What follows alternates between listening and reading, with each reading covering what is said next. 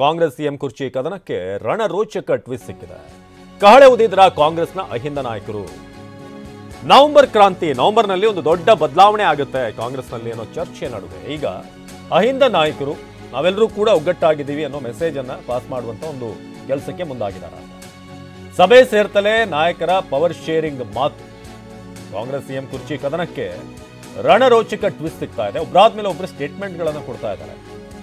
ಆ ಹೇಳಿಕೆಗಳಿದೆಯಲ್ಲ ಅದೆಲ್ಲವೂ ಕೂಡ ಯಾವುದೇ ಬದಲಾವಣೆ ಇಲ್ಲ. 2.5 ವರ್ಷಕ್ಕೆ ಸಿಎಂ ಅವ್ರನ್ನ ಅಥವಾ ಸಿದ್ದರಾಮಯ್ಯನವ್ರನ್ನ ಸಿಎಂ ಅಂತ ಫಿಕ್ಸ್ ಮಾಡಿರುವಂತ ಯಾವುದೇ ಮಾತುಕತೆ ಆಗಿಲ್ಲ ಅಂತ.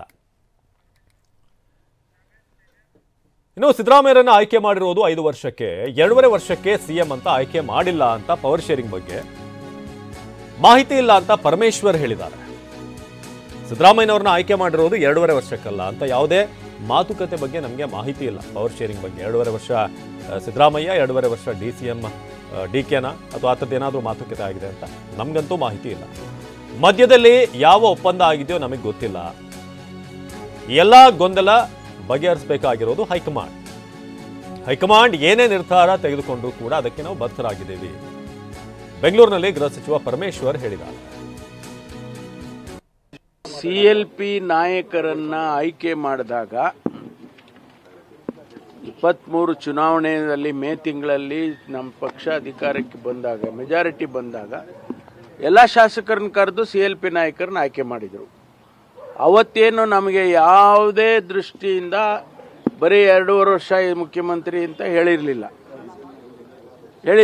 ನಮ್ಗೆ ಹೈಕಮಾಂಡ್ನವರು ಅವತ್ತು ಆಯ್ಕೆ ಮಾಡಿದಾಗ ಸಿದ್ದರಾಮಯ್ಯನವರು CLP ನಾಯಕರು ಅಂತ ಘೋಷಣೆ ಮಾಡಿದ್ರೆ ಬಿಟ್ಟರೆ ಸಮಯ ನಿಗದಿ ಮಾಡಿರಲಿಲ್ಲ.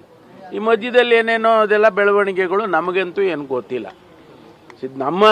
ನಮ್ಮ ದೃಷ್ಟಿನಲ್ಲಿ ನಾವು ಆಯ್ಕೆ ಮಾಡಿರೋದು ಸಿದ್ದರಾಮಯ್ಯನವ್ರನ್ನ ನೀವು 5 ವರ್ಷ ಮುಖ್ಯಮಂತ್ರಿಗಳಾಗಿರಿಯಪ್ಪ ಅಂತ ಮಾಡಿದೀವಿ. ಅದ್ರ ಮೇಲೆ ಹೈಕಮಾಂಡ್ ಏನ್ ತೀರ್ಮಾನ ಮಾಡುತ್ತೋ ಅದನ್ನ ಒಪ್ಕೊಳ್ತೀವಿ ನಾವು, ಅಷ್ಟೇ. ನಮ್ಮ ಅವ್ರು ಹೇಳಿದ್ದು ಇವ್ರು ಹೇಳಿದ್ದೆಲ್ಲ ಬಿಡ್ರಿ. ನಾನು ಹೇಳೋದು CLP ಯನ್ನ ಆಯ್ಕೆ ಮಾಡುವಾಗ ನಾವು ಯಾವುದು ಸಮಯ ನಿಗದಿ ಮಾಡಿಲ್ಲ. ಮಧ್ಯದಲ್ಲಿ ಹೈಕಮಾಂಡ್ನವ್ರು ಏನಾದರೂ ತೀರ್ಮಾನ ಮಾಡಿದ್ರೆ ಅದು ಅವ್ರಿಗೆ ಬಿಟ್ಟಿರೋದು, ನಾವು ಹೇಳಕ್ಕಾಗತ್ತಾ? ಗೊಂದಲಕ್ಕೆ ತೆರೆ ಎಳಬೇಕಾಗಿರೋ ಜವಾಬ್ದಾರಿ ಹೈಕಮಾಂಡ್. ಅವ್ರಿಗೆ ಒತ್ತಾಯ ಮಾಡ್ತೀರಾ ಸರ್? ಹೈಕಮಾಂಡ್ ಅವ್ರಿಗೆ ಗೊತ್ತಿದೆ. ಸಂದರ್ಭ ಬಂದಾಗ ನಾನು ಕೂಡ ಹೇಳ್ತೀನಿ. ಅಲ್ಲ ಸರ್, ಸತೀಶ್ ಜಾರಕಿಹೊಳಿ ಸಂದರ್ಭ ಬಂದಾಗ ನಾನು ಕೂಡ ಹೈಕಮಾಂಡ್ ಅವರಿಗೆ ರಿಕ್ವೆಸ್ಟ್ ಮಾಡ್ತೀನಿ, ನೀವು ಇದನ್ನ ಕ್ಲಿಯರ್ ಮಾಡ್ಬಿಡಿ. ಇನ್ನು ದಲಿತ ಸಮಾವೇಶ ಮಾಡಿದ್ರೆ ತಪ್ಪೇನು, ಪಕ್ಷದ ಒಳಿತಿಗಾಗಿ ಸಭೆ ಮಾಡ್ತೀವಿ ಅಂತ ಪರಮೇಶ್ವರ್ ಹೇಳಿದ್ದಾರೆ. ದಲಿತ ಸಮಾವೇಶ ಮಾಡಿದ್ರೆ ಅದರಲ್ಲಿ ತಪ್ಪೇನಿದೆ?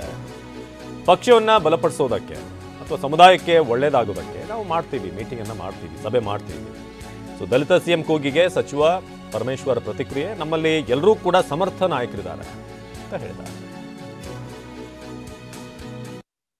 ಸಮಾವೇಶ ಕೂಡ ಮಾಡಬೇಕು ಅನ್ಕೊಂಡಿದ್ವಿ ಅಂತ ಹೇಳ್ತಾ ಇದ್ರು. ಮುಂದಿನ ದಿನದಲ್ಲಿ ಮಾಡ್ತೀವಿ. ಸಮಾವೇಶ ಮಾಡೋದಕ್ಕೆ ಏನು ತೊಂದರೆ ಇದೆ? ಹಿಂದೆ ಹೈಕಮಾಂಡ್ನವರು ಯಾವ ಬೇರೆ ಕಾರಣಕ್ಕಾಗಿ ಸ್ವಲ್ಪ ಸ್ಥಗಿತ ಮಾಡಿ ಅಂತ ಹೇಳಿದ್ರು. ಅದನ್ನ ನಾವು ಕೂಡ ಆಯ್ತು ಅಂತೇಳಿ ಒಪ್ಕೊಂಡಿದ್ದು. ಈ ಮುಂದಿನ ದಿನದಲ್ಲಿ ಮಾಡ್ತೀವಿ. ಪಕ್ಷದ ಹಿತದೃಷ್ಟಿಯಿಂದ ಪಕ್ಷಕ್ಕೆ, ಕಾಂಗ್ರೆಸ್ ಪಕ್ಷಕ್ಕೆ ದಲಿತ ಸಮುದಾಯ ಯಾವತ್ತೂ ಕೂಡ ಕಾಂಗ್ರೆಸ್ ಪಕ್ಷದ ಜೊತೆಯಲ್ಲಿರುತ್ತೆ. ಹಾಗಾಗಿ ಅದನ್ನ ಹಾಗೆ ನಾವು ಒಟ್ಟಿಗೆ ಇಡಬೇಕಾದ್ರೆ ಹಾಗಾಗಿ ಸಮಾವೇಶಗಳು ಮಾಡಿ ನಮ್ಮ ಸರ್ಕಾರದ ವತಿಯಿಂದ ಏನೆಲ್ಲ ಕಾರ್ಯಕ್ರಮ ದಲಿತ ಸಮುದಾಯಕ್ಕೆ ಕೊಟ್ಟಿರ್ತೇವೆ ಅದನ್ನೆಲ್ಲ ಹೇಳಬೇಕಾಗುತ್ತೆ.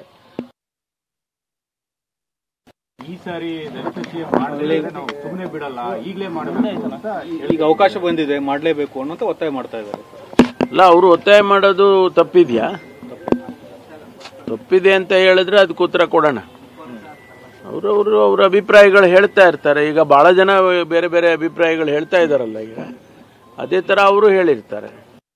ಬಹಳ ಜನ ಸಮರ್ಥರಿದ್ದಾರೆ ನಮ್ಮ ಪಾರ್ಟಿಯಲ್ಲಿ. ನಾವು ಕಾಂಗ್ರೆಸ್ ಪಾರ್ಟಿ ಈ ದೇಶಕ್ಕೆ ಎಷ್ಟು ಜನ ಮುಖಂಡರನ್ನ ಹುಟ್ಟಾಕಿದೆ ಹೇಳಿ?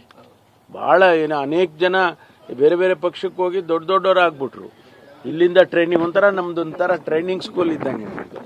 ಎಲ್ಲ ಟ್ರೈನಿಂಗ್, ಎಲ್ಲ ಪಕ್ಷದವ್ರಿಗೂ ಟ್ರೈನಿಂಗ್ ಮಾಡಿ ಕಳಿಸ್ತಾ ಇರ್ತೀವಿ. ಆದ್ರಿಂದ ಬಹಳ ಜನ ಮುಖಂಡರುಗಳು ಸಮರ್ಥರಿದ್ದಾರೆ. ಆದ್ರೆ ಅದರಲ್ಲಿ ಯಾರನ್ನ ಆಯ್ಕೆ ಮಾಡ್ಕೋಬೇಕು ಅದು ನಮ್ಮ ಹೈಕಮಾಂಡಿಗೆ ಬಿಟ್ಟಿದ್ದು. ಒಂದು ವೇಳೆ ಅಂತ ಸಂದರ್ಭ ಬಂದ್ರೆ, ಈಗ ನನಗೆ ತಿಳಿದಂಗೆ ಅಂತ ಸಂದರ್ಭ ಇಲ್ವೇ ಇಲ್ಲ. ಇನ್ನು ಅಧಿಕಾರ ಹಂಚಿಕೆ ಇದ್ದಿದ್ರೆ, ಹಂಚಿಕೆ ಏನಾದರೂ ಮಾಡುವಂಥದ್ದಿದ್ರೆ ಯಾವತ್ತೂ ಆಗಬೇಕಾಗಿತ್ತು, ಏನೇನೋ ಆಗ್ತಾ ಇತ್ತು. ಆದರೆ ಅಧಿಕಾರ ಹಂಚಿಕೆ ಅನ್ನೋ ಕಾನ್ಸೆಪ್ಟ್ ಏನೂ ಇಲ್ಲ ಅನ್ನೋ ಅರ್ಥದಲ್ಲಿ ಈಗ ಎಚ್.ಸಿ. ಮಹದೇವಪ್ಪ ಹೇಳಿಕೆ ಕೊಟ್ಟಿದ್ದಾರೆ. ಪವರ್ ಶೇರಿಂಗ್ ಬಗ್ಗೆ ನನ್ನ ಬಳಿ ಉತ್ತರ ಇಲ್ಲ, ಸಿಎಂ ಬದಲಾವಣೆ ನಿರ್ಧಾರ ಏನೇ ಆದರೂ ಕೂಡ ಹೈಕಮಾಂಡ್ಗೆ ಬಿಟ್ಟಿದ್ದು ಅಂದಿದ್ದಾರೆ.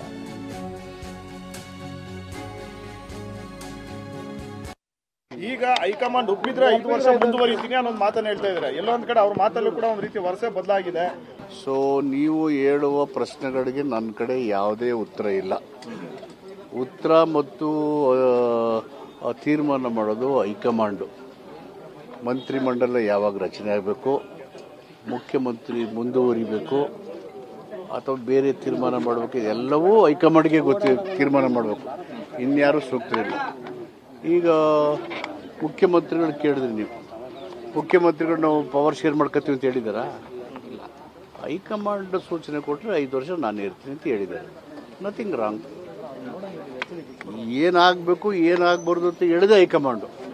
ಉಳಿದೋದು ಎಲ್ಲ ಅಂತ್ಯಕಂತ್ಯಗಳು, ಚರ್ಚೆಗಳು.